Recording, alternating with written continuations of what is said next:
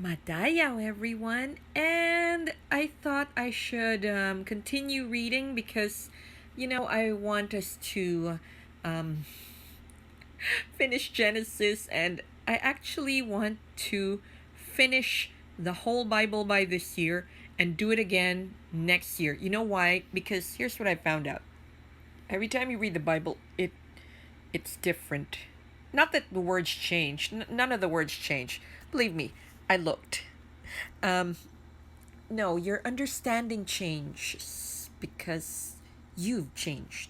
Or in my case, I have changed. My understanding have changed.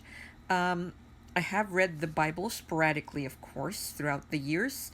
We had Bible study in high school because I had Christian living education in Catholic school.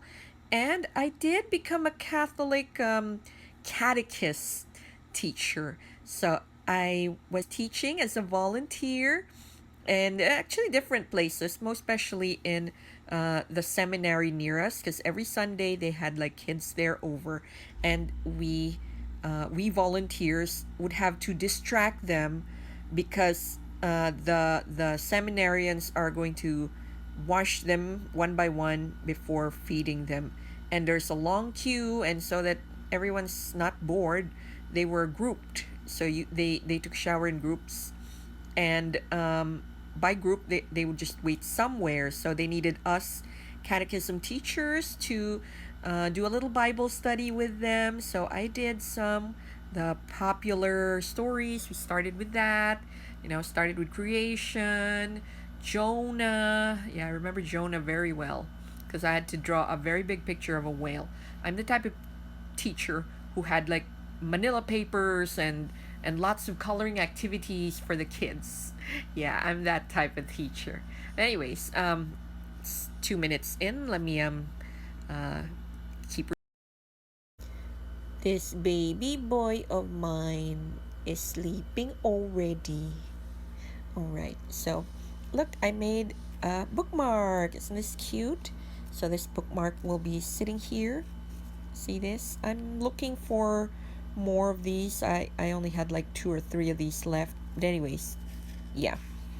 Okay, so we are now in chapter 29.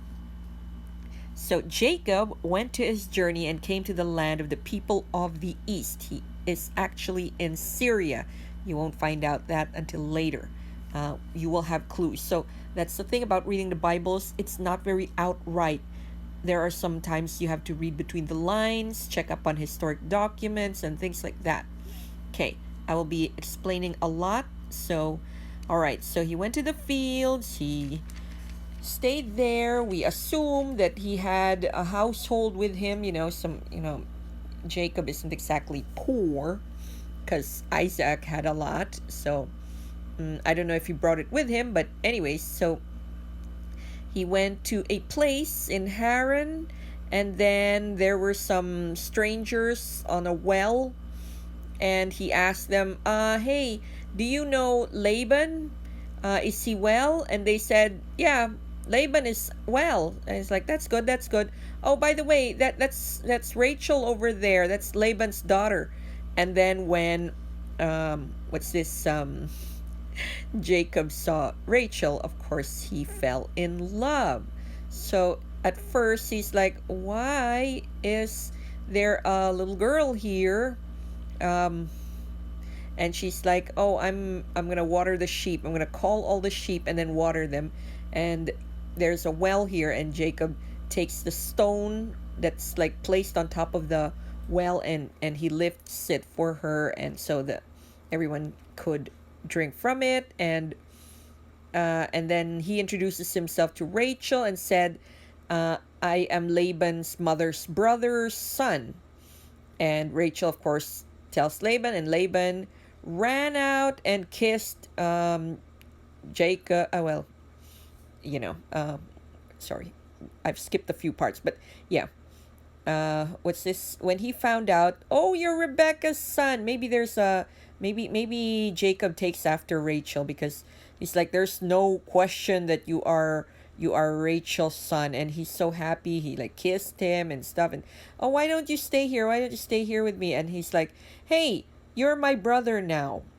So why don't you stay here with me and serve me? Tell me what do you want for your wages? You know, how much for your labor? Why don't you help me out here? So Laban is also he has flocks and stuff, so he needs help. As you can see, it's like Rachel and Leah who's like taking care of what's this, the flock. So maybe he doesn't have enough manpower or something, or maybe Rachel is just supervising something, we don't know.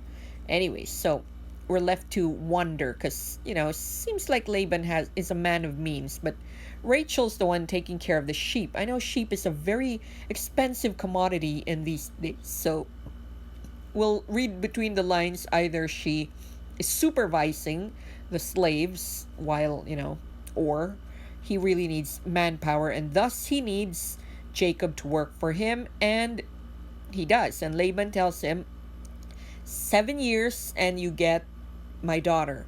Okay. Now, after the 7 years, oh, they had a feast. It's a wedding feast. And you know how they have veils and stuff, and he went to the tent, had with her.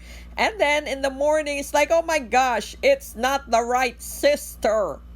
And well, it's like, sorry, in our custom, we cannot give the younger. You have to marry the first one first.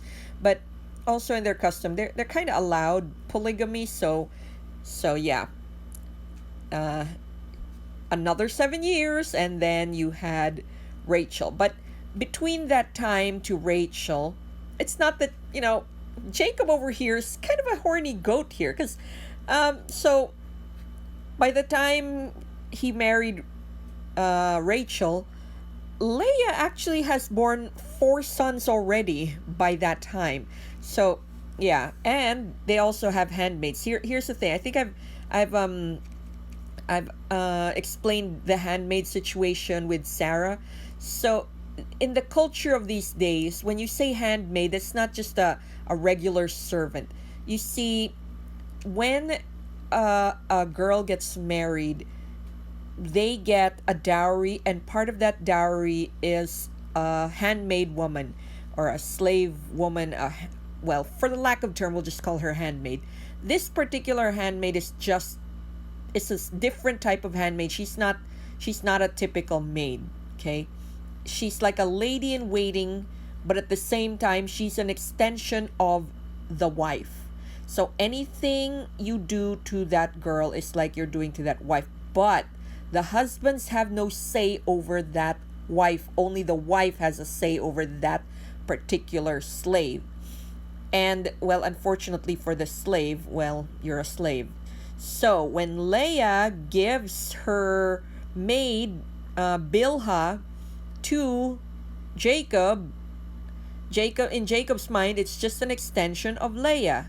And thus, they have more kids. And when Rachel marries him and did not have, because I think Rachel's a bit mean, because it is implied here that she's spoiled. God closed her womb. So she got her maid Zilpah and to get married, to sleep with her husband, because she's like, I want babies, and any baby she has is my baby. And yeah, there Jacob has kids by her. So it is an interesting dynamics. Yeah, and so it's kind of like what happened to Abraham. I told you guys over and over again, the Bible is cyclical. So what you see in Jacob over here is kind of what Sarah has done to Hagar. Don't worry. Nobody's like in a bad situation here. Everything will be good here. For some reason, as roguish of a character Jacob is, God loves him and his wives and his handmaids and stuff. So we will be continuing in another chapter, because this is going to get interesting. And yeah, I'm going to record this just after I turn this off. So see you in a few seconds.